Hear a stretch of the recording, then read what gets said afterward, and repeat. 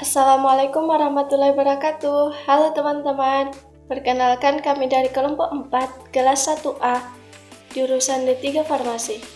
Perkenalkan, nama saya Ilmi Amalia Rahim selaku moderator dan teman saya.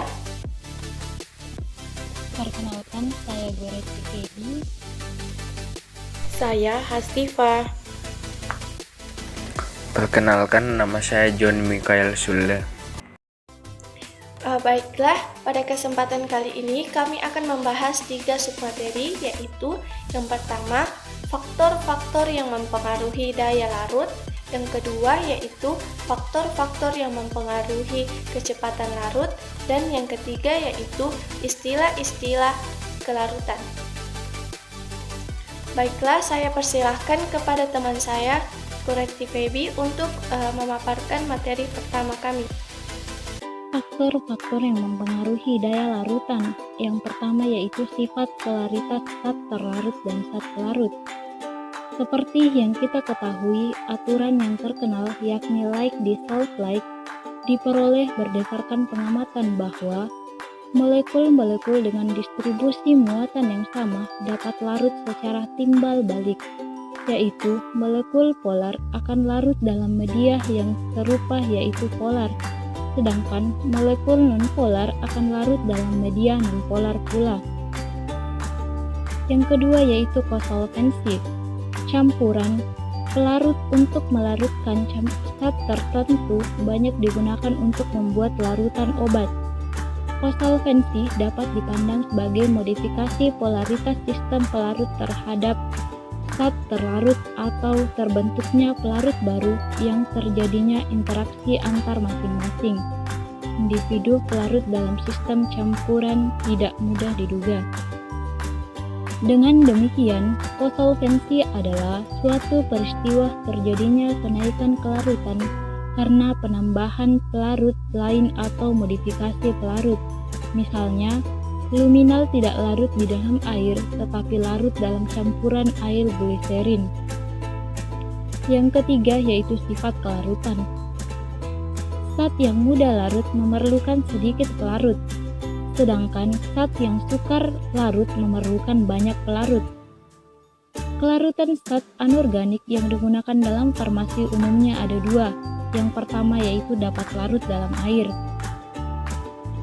Semua garam klorida larut kecuali AgCl, PbCl2, dan Hg2Cl2. Semua garam nitrat larut kecuali nitrat basa seperti bismut subnitrat, dan semua garam sulfat larut kecuali yang sedikit larut yaitu BaSO4, PbSO4, dan CaSO4. Yang kedua yaitu tidak dapat larut dalam air. Semua garam karbonat tidak larut dalam air kecuali H2CO3, Na2CO3, dan NH42CO3. Semua oksida dan hidroksida tidak larut dalam air kecuali KOH, NaOH, NH4OH, BaO, dan BaOH2. Dan semua garam fosfat tidak larut dalam air kecuali K3PO4, Na3PO4, dan NH43PO4. Yang keempat yaitu temperatur. Beberapa zat pada umumnya bertambah larut jika temperaturnya dinaikkan, dan zat ini bersifat eksoter. Sedangkan pada beberapa zat lain, kenaikan temperatur justru menyebabkan zat itu tidak larut. Zat ini dikatakan bersifat endoterm. Nah, contoh zat yang bersifat endoterm yaitu CaSO4, CaOH2, minyak atsiri, dan gas-gas terlarut. Yang kelima yaitu salting out dan salting in. Salting out adalah peristiwa adanya zat terlarut tertentu yang mempunyai kelarutan lebih besar dibandingkan zat utamanya, sehingga menyebabkan penurunan kelarutan zat utama. Contohnya seperti Kelarutan minyak atsiri dalam air akan turun jika kedalaman larutan tersebut ditambahkan larutan NaCl jenuh. Dalam hal ini, kelarutan NaCl lebih besar dibandingkan kelarutan minyak atsiri dalam air, sehingga minyak atsiri akan menyisa. Sedangkan salting in adalah peristiwa adanya zat terlarut tertentu yang mempunyai kelarutan lebih kecil dibanding zat utamanya, sehingga menyebabkan kenaikan kelarutan zat utama. Contohnya seperti globulin tidak larut dalam air, tetapi dapat larut dalam larutan garam encer dalam air. Yang keenam yaitu pembentukan kompleks. Pembentukan kompleks adalah peristiwa terjadinya interaksi antara senyawa tidak larut dan zat yang larut dengan membentuk senyawa kompleks yang larut. Contohnya seperti larutan kofein di dalam larutan Na-salisilat atau Na-benzoat dalam air. Senyawa kompleks ini bersifat reversibel, mudah terdisosiasi dan melepas zat aktifnya sehingga memberi efek terapi. Yang ketujuh yaitu common ion effect atau efek ion bersama. Obat yang tidak larut sering dibuat suspensi. Di sini ada keseimbangan antara partikel padat dengan larutan jenuhnya. Contohnya pada suspensi prokain pensilin yang ditambahkan prokain HCl yang mudah larut dalam air akan mengurangi ion pensilin dalam larutan, karena produk keterlarutan atau konstanta keseimbangan larutan suatu senyawa pada suhu konstan adalah tetap. Yang kedelapan yaitu hidrotopi.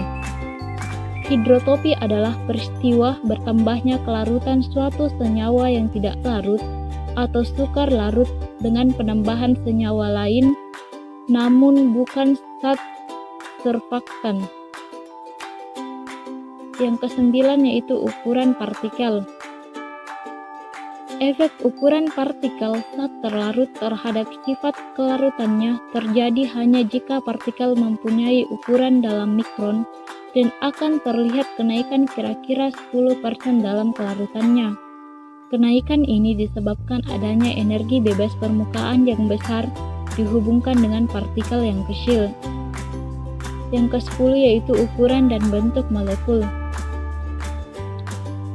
Sifat-sifat dapat melarutkan pada air sebagian besar disebabkan oleh ukuran molekulnya yang kecil. Zat cair dapat mempunyai polaritas, konstanta dielektrik, dan ikatan hidrogen dapat menjadi pelarut yang kurang bagi senyawa ionik.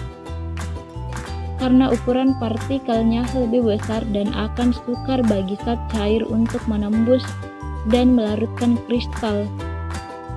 Bentuk molekul zat terlarut juga merupakan faktor dalam meneliti kelarutan. Yang terakhir yaitu struktur air. Struktur air merupakan anyaman molekul 3 dimensi dan struktur ikatan hidrogen menentukan sifat-sifat air dan interaksinya dengan zat terlarut. Strukturnya dapat dimodifikasi secara kualitatif dan kuantitatif oleh banyak faktor seperti suhu, permukaan, dan zat terlarut. Struktur air peka terhadap faktor yang dapat memperkuat, memperlemah, mengubah, dan memecah seluruhnya. Baiklah, selanjutnya akan dilanjutkan oleh Saudari Hastifah. Faktor yang mempengaruhi kecepatan larutan. Yang pertama, ukuran partikel. Makin halus zat terlarut, makin kecil ukuran partikel. Makin luas permukaannya yang kontak dengan pelarut, sehingga terlarut semakin cepat larut. Yang kedua, suhu. Umumnya, kenaikan suhu akan menambah kelarutan suatu zat. Hal ini menyebabkan zat terlarut menjadi lebih mudah larut pada suhu tinggi, karena kebanyakan benda padat sulit larut bila suhu pelarutnya rendah. Sebaliknya, benda padat lebih mudah larut bila suhu pelarutnya tinggi. Yang ketiga, pengadukan. Partikel-partikel antara zat terlarut dengan pelarut akan semakin sering untuk bertabrakan. Hal ini menyebabkan proses pelarutan semakin cepat. Baiklah, saya akan melanjutkan materi pada bagian istilah-istilah kelarutan. Sebelum itu, kita harus mengetahui apa itu kelarutan. Jadi, kelarutan adalah jumlah bagian pelarut yang diperlukan untuk melarutkan suatu zat. Di samping terdapat istilah-istilah kelarutan. Istilah yang pertama yaitu sangat mudah larut, di mana kelarutannya kurang dari 1. Artinya, satu bagian zat bisa dilarutkan dalam satu atau kurang dari 1 bagian pelarut. Istilah yang kedua yaitu mudah larut, di mana kelarutannya yaitu 1 sampai 10. Artinya, satu bagian zat bisa dilarutkan dalam 1 sampai 10 bagian pelarut. Istilah yang ketiga yaitu larut, di mana kelarutannya yaitu 10 sampai 30. Artinya, satu bagian zat bisa dilarutkan dalam 10 sampai 30 bagian pelarut. Baiklah, untuk istilah selanjutnya akan dijelaskan oleh saudara John Michael Schuller. Ya baik, saya akan melanjutkan materi. Jadi istilah keempat yaitu agak suka larut, di mana kelarutannya sampai 30 sampai 100. Artinya satu bagian zat bisa dilarutkan dalam 30 sampai 100 bagian pelarut. Istilah kelima yaitu suka larut, di mana kelarutannya sampai 100 sampai 1000. Artinya satu bagian zat bisa dilarutkan dalam 100 sampai 1000 bagian pelarut. Istilah keenam yaitu sangat suka larut, di mana kelarutannya 1000 sampai 10.000. Artinya satu bagian zat bisa dilarutkan dalam 1000 sampai 10.000 bagian pelarut. Istilah ketujuh yaitu praktis tidak larut, di mana kelarutannya lebih dari 10.000. Artinya satu bagian zat memerlukan pelarut lebih dari 10.000 bagian pelarut.